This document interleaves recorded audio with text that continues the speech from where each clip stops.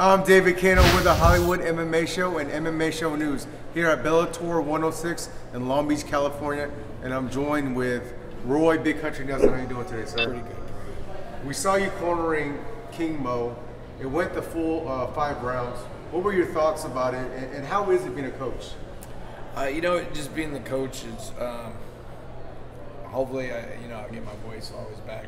That's always the key, because you're screaming and yelling.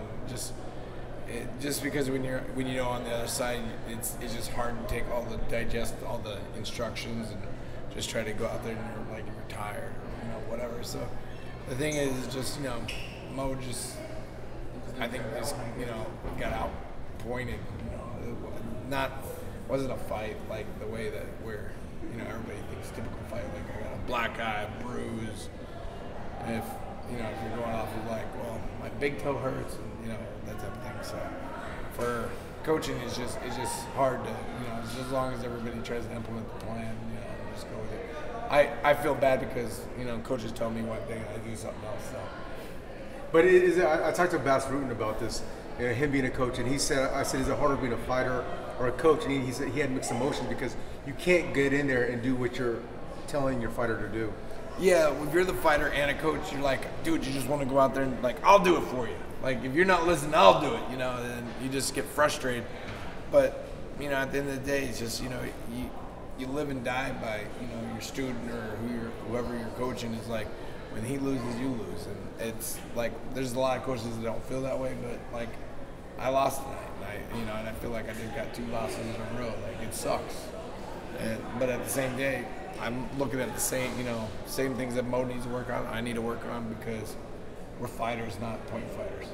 So we just need to play the point because Mo used to be the point guy, and everybody got mad oh, you just take him down, and it's just because everybody likes the long ball.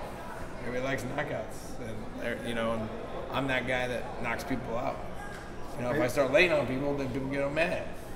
You can't win, except that way I always win.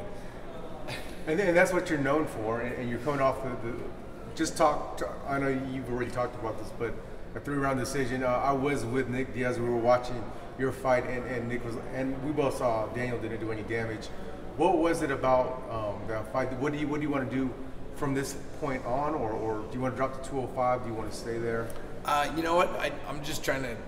From now on, I'm either, fighting tough guys. That's what I like to fight the best in the world. That's because for me, I always put on a show and people come to watch and they know I'm gonna bring it every time.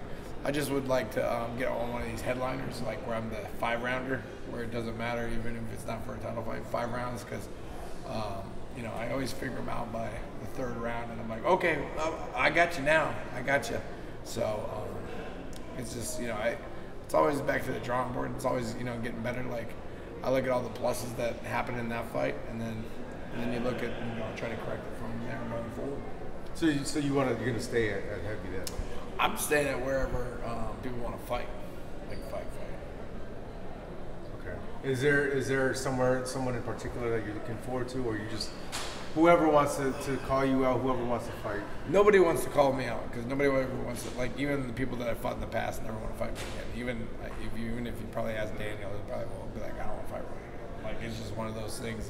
They'll make an excuse or whatever it is. But I'm always fighting. I want to fight legends, guys that are just best in the sport. People like Big Nog. I like the old Pride days. So Big Nog would be one because I know he's been off the shelf, so put him back in.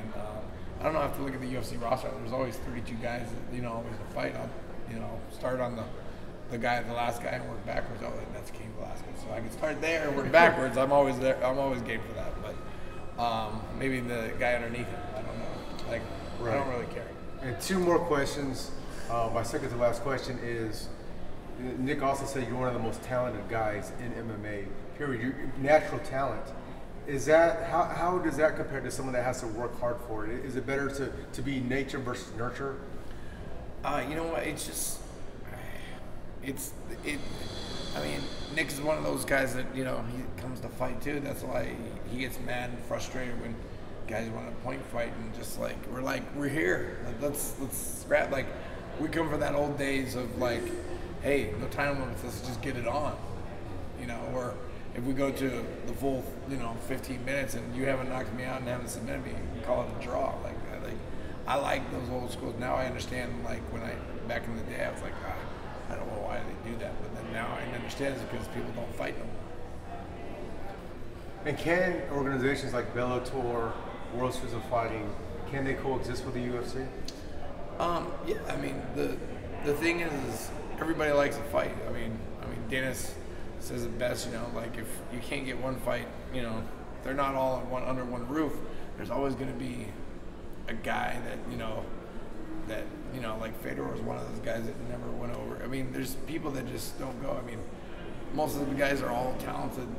That that's why they go in the UFC. But sometimes you get snatched up by somebody else. It's like, hurry up with an agent and they snatch him up and put him over here. And like, I can't get him until Eddie Alvarez was one of them. You know what I mean? So it happens. I mean, there's good people all over the place, but I'm glad where I'm at because all the best heavyweights in the world are in the UFC.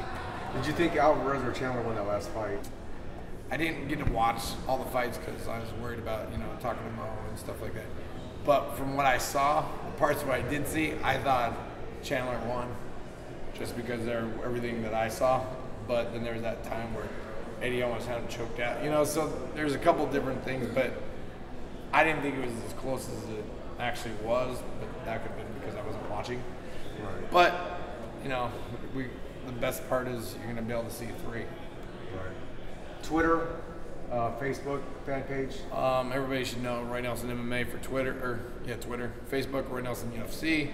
RoyNelson.com is so easy. If you miss that up, you're not a real fan. All you have to do is Google Big Country, Roy Nelson, probably just Roy, and you'll find this man right there. Thank you so much for your time. I appreciate it. Thank you.